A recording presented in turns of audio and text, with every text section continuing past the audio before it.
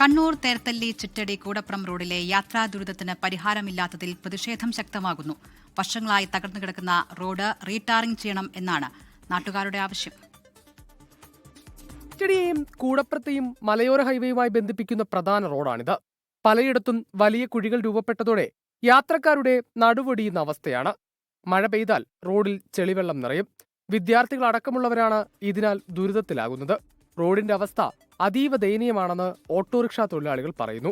റോഡിന്റെ എന്ന് പറഞ്ഞാൽ ഭയങ്കര ദയനീയ അവസ്ഥയാണ്. നമ്മുടെ നാട് മാത്രമേ ഉള്ളൂ. ഇവിടെ കാരക്കോട് പഞ്ചായത്തിൽ ചിറ്റടി വാർഡില്ല, 1-ാം വാർഡാണ് നമ്മളിവിടെ പാർട്ടി ഗ്രാമങ്ങളാണ്.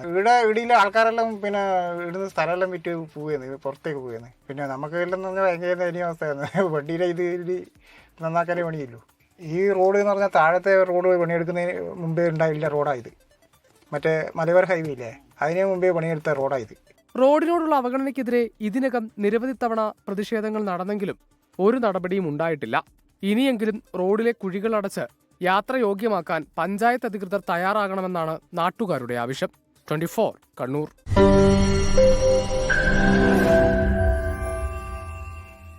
ലോകത്തെവിടെയായാലും ഏത് സമയത്തും 24 വാർത്തകളും ഓഗ്മെന്റഡ് റിയാലിറ്റി പാക്കേജുകളും എക്സ്പ്ലെയിനറുകളും വിശദമായി കാണാൻ ഞങ്ങളുടെ യൂട്യൂബ് ചാനൽ നിങ്ങൾക്ക് സബ്സ്ക്രൈബ് ചെയ്യാം.